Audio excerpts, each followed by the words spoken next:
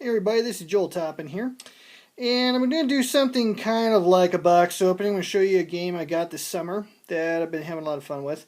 This is Fortress America. It's a remake of a classic Milton Bradley game. This one's been redone by Fantasy Flight Games, and I think they've done a pretty good job with it. I've never played the original game. Always wanted to get it, but it always went out of print whenever I had the means or funds to actually acquire it. But now it's back in print, and so I immediately went out and snagged a copy. So let's take a look at what, first of all, comes with the game. This is Fantasy Flight Games, so you can expect top-notch components. You get a rule book here. Game says for 2 to 4 players. It actually plays pretty well solitaire. I've been having fun with it that way, but it's also a lot of fun to play with 4 players. Anyways, it's a team game. The premise of the game is basically the United States has developed a laser defense system. It destabilizes world peace, and so 3 coalitions invade the United States from the west, the south, and the east. Rules are pretty easy. They're pretty straightforward, as Fantasy Flight game rules go, that is. Didn't really have any problems with it. Again, it's a remake of a pretty solid game already. Rulebook is what you'd expect from Fantasy Flight, except that it may be more understandable than some of their other rulebooks are. But it's very readable, good quality. If you played the game before, you'll be able to dive right in. As far as I know, there's no serious systemic changes between this and the original. Game comes with a whole host of plastic miniature figures. You have, well, I'll show you the different types here in just a moment. You have basically the 3 colors of the invaders. You have the Western Invader, South Invader, East Invader. You also have tokens. You have these control tokens and declare battle tokens that work pretty elegantly with the system. Mounted board. And please don't call Fantasy Flight Games and say your board is stained. That's intentional artwork. That actually happened with GMT's edition of Twilight Struggle. There were people that complained about the coffee stain. That's part of the artwork, gentlemen. Anyways, this is actually the board setup here for the start of the scenario.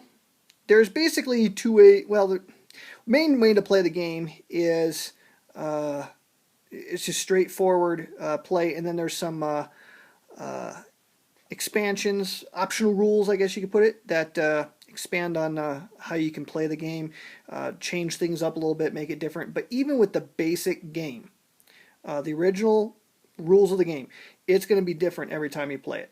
Basically, the United States has 80 units that they get to set up on the board, and the different types of units are these. You have infantry, which are these guys here. And actually, let me set the camera down so I can stabilize this. Alright, let's show you what we got here. First type here we have is your run-of-the-mill infantry dudes. Now these guys here are your average slow-moving ground units. They travel very slowly across the map board. They don't defend not terribly powerfully or attack. Their attack factors are pretty mediocre. And you have helicopters.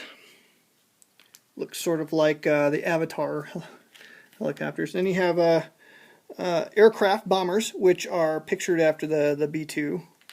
And this is kind of a futuristic thing. So you have these hover tanks. So those are your armored units.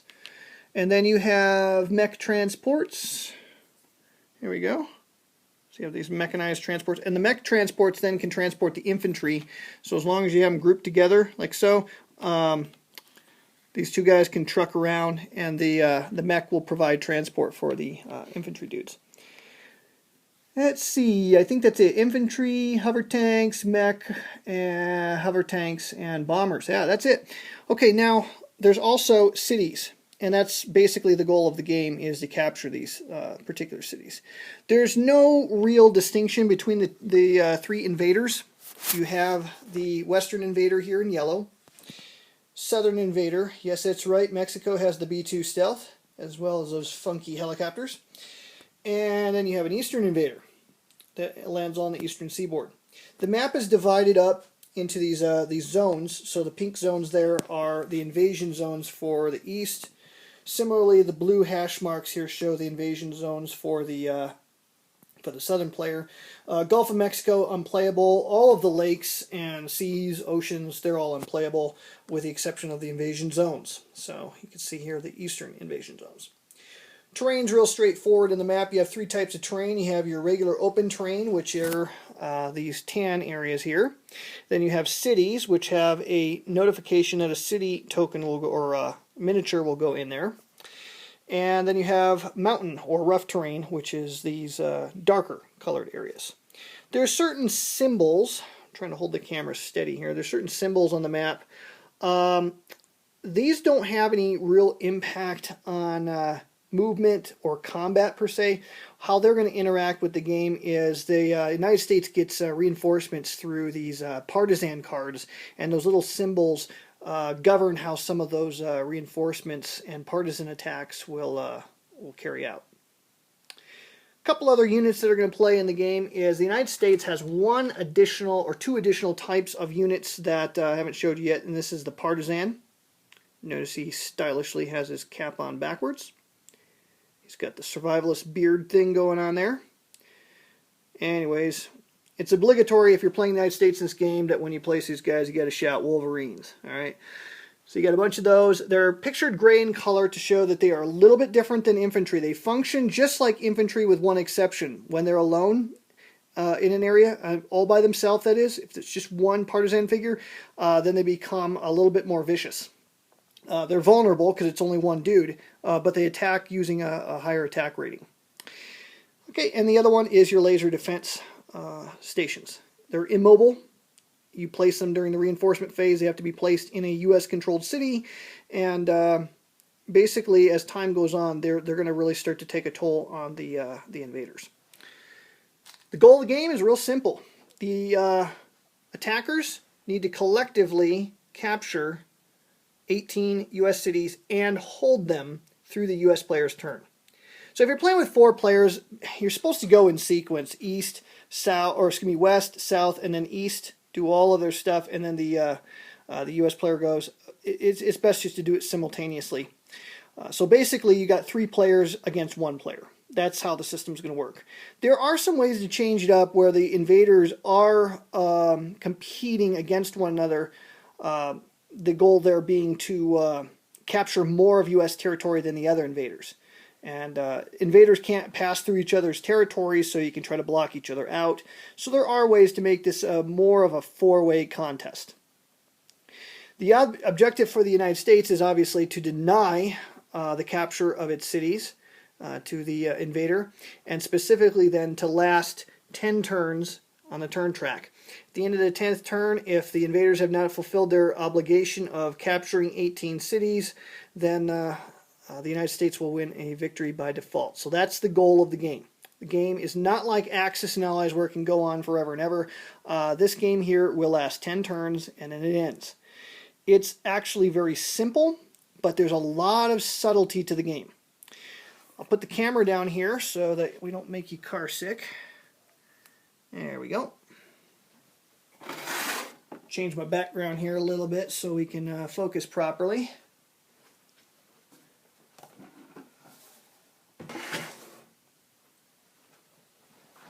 There, how about that? Okay, so next thing we'll look at is the cards. The game comes with a deck of partisan cards. What happens is this is going to govern how U.S. units are going to be rebuilt. So we'll talk more about this later on. Let's see if I get this to focus on it. There you can see. And so basically, you don't have hand management in the game. You don't develop hands of these cards. Basically, you draw these cards off the deck. You resolve them one at a time. How many you get is based on different circumstances going on in the game, but generally it's going to be at least 2 cards are going to be drawn by the U.S. player to place reinforcements, which will include partisans as well as replacements for lost military hardware. Here you can see just some of the flavor text. Small rebel groups raid southern countryside. The map is divided up into zones. You have the Rocky Mountains, the west, the south, the plains, the east. So there are some territorial areas within the United States. Game comes with a bunch of dice. They are symbolic dice. If you ever lost them, not a big deal. You could always get by with D6s. And you have D8s, and then you have D10s. They're symbolic combat results. This is a hit. This is a hit with a circle. Now, a hit with a circle is always going to be a hit. The hit without a circle may not be a hit if you are attacking in a mountain area or in a city and you don't have combined arms. In other words, you don't have motorized, an air unit, and a ground unit, or infantry type unit. You have to have all three types together, foot, mechanized, and air units together to get combined arms. If you don't have that, it's like losing a die face. Obviously, a blank is a miss. That's a retreat symbol. The D8s and the D10s, they have the same symbols on, but more of them, so your chances of hitting are much greater with the D8s and the D10s. There's another D10, it's just a standard one. This is for firing the lasers. I can't for the life of me figure out why Fantasy Flight didn't just make a die for the lasers like they did for everything else. So with this, you just have to remember that when lasers fire, you need to roll a 5 or higher. So those are basically the components of the game. There's also a deck, 3 small decks of cards, optional rules for the invaders. Again, they're color-coded according to the unit types. You can see here. And basically, it's optional rules that can change up how the game plays. Never actually used them before. I'm going to hopefully try them here this next go-around. So you can see here's the optional cards for the Eastern. All right, so that's just an intro look at Fortress America. And as you can see here, it's a very colorful game. The components are great. Only one niggle for me is I wish the map was bigger. You'll find out why. There are stacking limits in each hex. I'll explain the rules of the game in my next video. But there's stacking limits in each area, and some of the areas are kind of small. And if the map were bigger, it would be easier to fit the minis in there. But that's only a small little complaint. You also have a couple play aids. Everybody gets one of these little play aids that explain the core concepts of the game and remind you how combat works. Again, once you start playing the game, you're almost never going to need to look at these. It's really quite simple, but it's simple in a deceptive way. There's actually a lot of subtlety to the game. It's far more strategic than you'll realize at first. Once you've played through a game, you realize just how much there is to the game and how elegant it is.